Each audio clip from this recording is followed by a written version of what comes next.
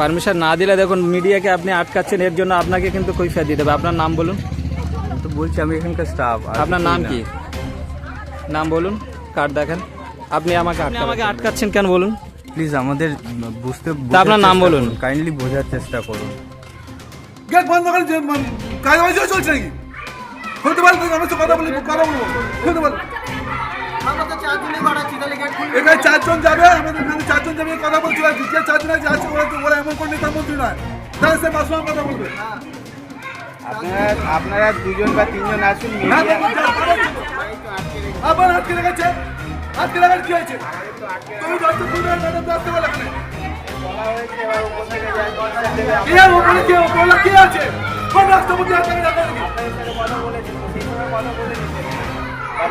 Wait করুন, ম্যামরা যা বলবে আমাদের শুনতে হবে, আমাদের কিছু করার নেই, আমাদেরও হাত। আমরা কতক্ষণ দাঁড়িয়ে থাকবো? ওই বাচ্চাগুলো কতক্ষণ দাঁড়িয়ে থাকবো আমরা?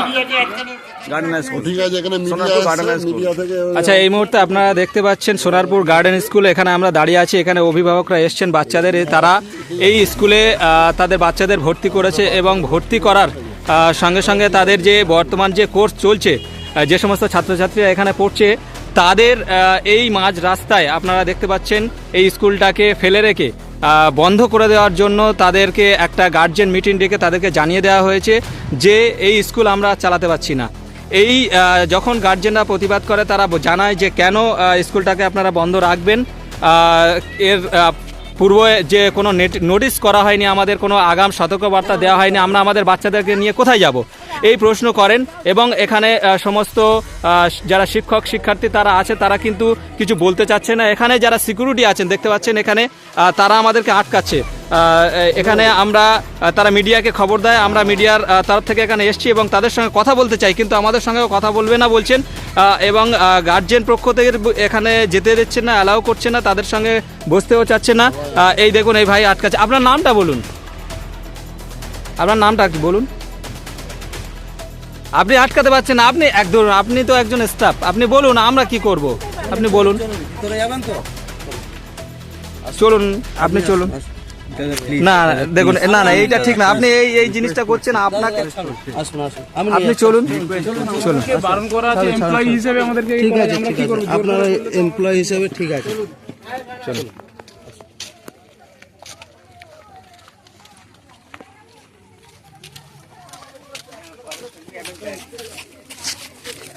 গার্ডেন স্কুলে পেপে দাও, সব জায়গায় দেখাও ওগুলো না, দেখাতে হবে তো। হ্যাঁ, সব জায়গায় হচ্ছে গার্ডেন স্কুলে জিমে হচ্ছে এইসব। মানে অভিযোগ বলতে গেলে গত বছর স্কুলের নাম হচ্ছে গার্ডেন হাই স্কুল।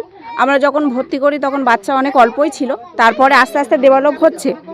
এবারে মানে কিছু বাচ্চা হয়েছে, এবার এখানে পাশে আসে স্কুলের থেকে এখানকার ফিসটা অনেকটা বেশি হয়ে গেছে।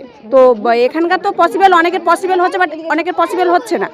তো না হওয়ার পরে ওনারা হঠাৎ করে 2 বছর পরে, তার আগে কোনো কিছু বলেননি, 2 বছর পরে হচ্ছে কি ওনারা একদিন এই ঠিক অ্যাডমিশন হওয়ার মানে কিছুদিন আগে ওনারা আমাদেরকে ডাক করেন যে কোনো নোটিশ ছাড়াই, মানে যেমন গার্জেন পেরেন্টস মিটিং হয় সেইভাবে আমাদেরকে ডাক করেন। এবং আমরা যত সম্ভবত মানে সবাই সেইভাবেই সেই জায়গাতেই ছিলাম, উপস্থিত হই।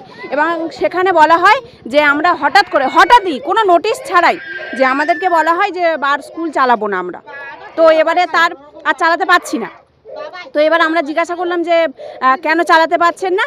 তো বললো যে বাচ্চার অ্যাডমিশন হচ্ছে না।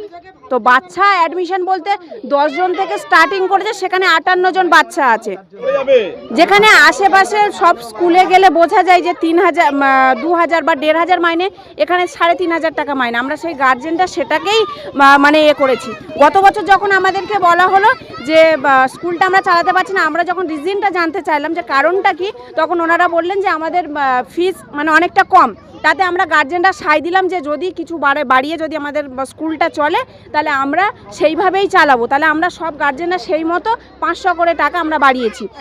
তো আমরা তো ওনারা বললো যে আমরা ফিসের সাথে সেশন ফিটাও এবছর থেকে চালু করতে চাই, তার জন্য কোয়ার্টারলি মানে 5,000, এপ্রিলে 5,000, অক্টোবরে 5,000 আমাদের দিতে হবে, সেটাও আমরা দিলাম।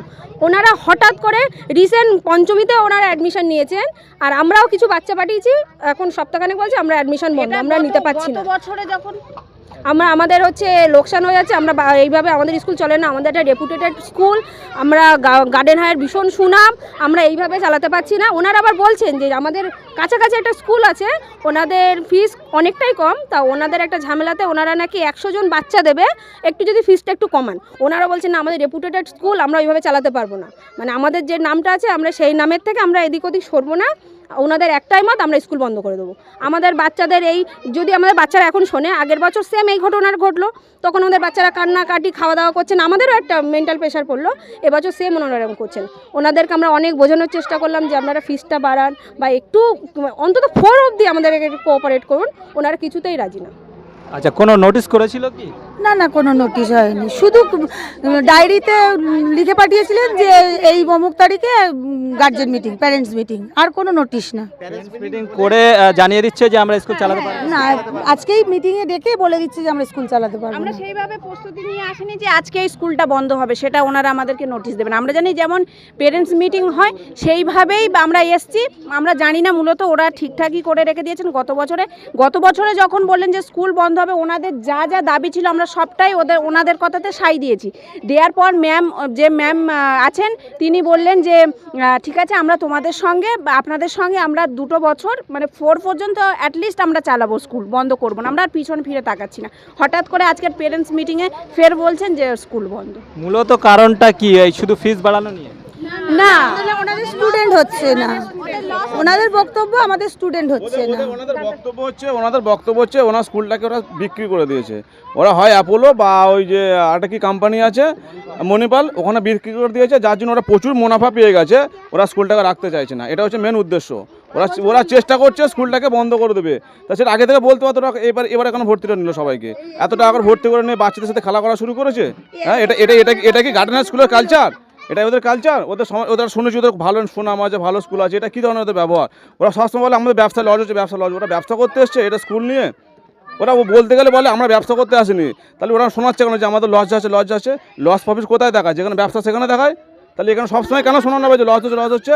সবে তো নতুন একটা 3 বছরের একটা স্কুল, ওরা কি চাই যে 3 বছরে আমার 3000 স্টুডেন্ট হয়ে যাবে? সেটা কখন হয়? তাহলে এই যে বাচ্চাদের সাথে কেন খেলা করছে? বাচ্চাদের সাথে ওরা প্রথম থেকে বলতে পারতো যে আমরা স্কুল চালাবো না। ওরা এবছরও অ্যাডমিশন নিয়ে নিল। কেন অ্যাডমিশন নিল ওরা? অ্যাডমিশন নিয়ে তোরা বলতে পারতো যে আমরা স্কুলটা চালাবোই না। আপনার নাম? আমার নাম সানু। এখানে হ্যাঁ, আমার বাড়ি 3 বছর এখানে পড়ছে। আগের বছরে ঝামেলা করে সেশন চার্জ বাড়িয়েছে, ফিস বাড়িয়েছে, ফের এবার ঝামেলা শুরু করছে, বলছে আমরা পড়াবোই না। তাহলে এবার কেন ভর্তিটা নিয়ে নিল? আমরা চাইছি যে এরা তো স্কুলটা চালাবে না, এরা স্কুল বিক্রি করে দিয়েছে। আমাদের যা এখানে খরচা লেগে গেছে, আমাদের টাকা রিটার্ন করে দিক, আমরা বাচ্চাকে আমরা অন্য জায়গায় স্কুলে ভর্তি করাবো। আমরা চাই স্কুলটা কন্টিনিউ, কেননা আমাদের বাচ্চাদের উপরে একটা এফেক্ট পড়বে। বা আমাদের বাচ্চারা এই স্কুলে এসে অভ্যস্ত হয়ে গেছে, এখানে অ্যাডজাস্ট হয়ে গেছে ওরা এই পরিবেশের সঙ্গে। এখান থেকে আমরা ওদেরকে বের করে নিয়ে যাবোটা কোথায়? সেই পরিবেশে ওরা অ্যাডজাস্ট করবে কি করে, ছোটো ছোটো বাচ্চাগুলো? আমরা চাই স্কুলটা কন্টিনিউ হোক, আমাদের অন্য কিছু দাবি না, আমাদের দাবি স্কুল কন্টিনিউ। অন্তত যেটা আমরা আশা করে ভর্তি করেছিলাম যে এইচএস অবধি, এইচএস নাও, অন্তত ক্লাস 4 অবধি স্কুলটা কন্টিনিউ হোক। 4 মানে আমাদের বাচ্চারা তখন যথেষ্ট বড় হবে, তখন তাদের বোধ শক্তি হবে, তখন তাদেরকে আমরা অন্য জায়গায় নিয়ে গিয়ে অ্যাডজাস্ট করতে পারবো। আমরা এই ছোটো ছোটো বাচ্চা নিয়ে অ্যাডজাস্টটা কী করে করবো? সেহেতু আমরা চাই স্কুলটা কন্টিনিউ হোক। প্রথমে যখন স্কুলে বাচ্চাদেরকে ভর্তি করা হয়েছিল তখন মানে অ্যাডমিশন ফিস নেওয়া হয়নি, ফ্রিতে ভর্তি করা হয়েছিল এবং কোশন মানি হিসাবে 10,000 টাকা জমা নিয়ে বাচ্চাদেরকে ভর্তি করেছিল। সেইভাবে আমাদের বাচ্চারা যখন কন্টিনিউ করে 2 বছর পর হঠাৎ করে স্কুল বন্ধ করে দেওয়ার জন্য এইরকম উইদাউট নোটিসে আমাদের গার্জেনকে ডেকে বললো যে স্কুল বন্ধ হয়ে যাবে। আমরা যখন আবার প্রেশার করলাম, আবার কন্টিনিউ করলো এবং কথাও দিয়েছে যে কন্টিনিউ চলবে, স্কুল বন্ধ হবে না। এবং তখন মাইনে ছিল স্কুলের 2500 টাকা, তারপরে সেশন ফিস আবার বাড়িয়ে দিয়ে সেটা 3500 টাকা করা হয়েছে এবং অ্যাডমিশন ফিস 2 পার্টে নেওয়া হয়েছে, একটা 5,000 আর একটা 5,000 করে 10,000 টাকা অ্যাডমিশন ফিস নেওয়া হয়েছে। এখন 11th আওয়ারে এসে বলছে যে স্কুল বন্ধ হয়ে যাবে, আমরা স্কুল চালাতে পারছি না, আমাদের দ্বারা লস হচ্ছে, স্কুল আমরা রাখবো না। আমাদের দাবি স্কুল কন্টিনিউ করতে হবে। এটাই আমরা আপনাদের মাধ্যমে মানে এদের কাছে অনুরোধ রাখছি যেন আমার বাচ্চারা এখানে কন্টিনিউ করার সুযোগ পায়। বাচ্চাগুলো বাচ্চাগুলো খাবে না বাড়িতে, তার ইয়ে নেই, সে কোন সকালে উঠেছে গেট বন্ধ করে কাজ চলছে নাকি? খুলতে পারলে আমার সাথে কথা বলবো খুলতে পারলে এখানে 4 জন যাবে, আমাদের এখানে 4 জন যাবে কথা বলছিল, যে 4 জন আছে ওরা এমন কোন নেতা মন্ত্রী নয়, তাহলে সে মাসুম কথা বলবে। আপনারা 2 জন বা 3 জন আসুন, কেন মিডিয়া এলাও হবে না? মিডিয়া এলাও হবে না কেন? কিসের জন্য? আমাদের কিসের জন্য? আমাদের বাচ্চাদের খেলা হচ্ছে, আমাদের বাচ্চাদের খেলা চলছে এখানে, দুধের বাচ্চাদের খেলা চলছে এখানে।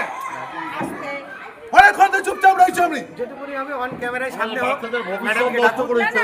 বাচ্চার শিশুদের ভবিষ্যৎ নষ্ট করছে এখানে, ব্যবসা চলছে এখানে। আজকে আমাদের বাচ্চাদের ভবিষ্যৎটাই নষ্ট করার প্ল্যানিং করে দিয়েছে।